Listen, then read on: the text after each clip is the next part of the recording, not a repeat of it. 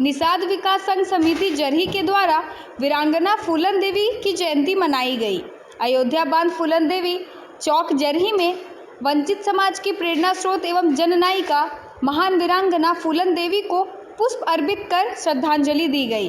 फूलन देवी अमर रहे के नारों के साथ निषाद विकास संघ जरही अध्यक्ष जयराम चौधरी ने बताया कि 10 अगस्त 1963 को जन्मी, 25 बागी से सांसद बनी फूलन देवी एक भारत की एक राजनेता थी।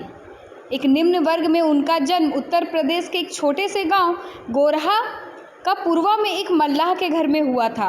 वह मल्लाह उपजाति की एक महिला थी जो उत्तर प्रदेश राज्य के एक गांव में गरीबी में पली बढ़ी थी, जहां उनका परिवार एक भूमि विवाद में हार गया था, जिससे उन्हें कई समस्याएं हुई। 11 वर्ष की आयु में विवाह कर दिए जाने और विभिन्न लोगों द्वारा यौन शोषण किए जाने के बाद वह डकैतों के एक गिरोह में शामिल हो गई। उसके गिरोह ने उच्च जाति के गांवों को लूटा और रेलगाड़ी और वाहनों को रोक लिया।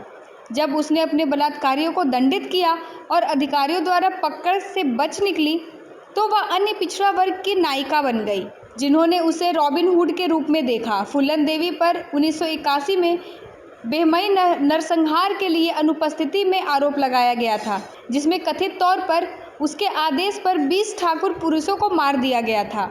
फूलन देवी को 1994 में रिहा कर दिया गया था, जब उनके खिलाफ आरोप खारिज कर दिए गए थे, जिसके बाद वे एक राजनीतिज्ञ बन गई और 1996 में समाजवादी पार्टी की ओर से संसद सदस्य के रूप में चुनी गई। 1998 में वे अपनी सीट हार गई, लेकिन अगले ही साल उन्होंने इसे फिर हासिल कर लिया। 2001 में अपनी मृत्यु के समय वे मौजूदा सांसद थी। शेर सिंह राणा ने उनके घर के बाहर ही उनकी हत्या कर दी थी, जिसे 2014 में हत्या के लिए दोषी ठहराया गया था। अपनी मृत्यु के समय वे फिर से लगाए गए आपराधिक आरोपों के फूलन देवी की दुनिया भर में प्रसिद्धि 1994 की विवादास्पद फिल्म बैडिट क्वीन की रिलीज के बाद बढ़ी, जिसमें उनके जीवन की कहानी को एक ऐसे तरीके से बताया गया जिसे वह स्वीकार नहीं करती थी। उनके जीवन ने कई जीवनियों को भी प्रेरित किया है।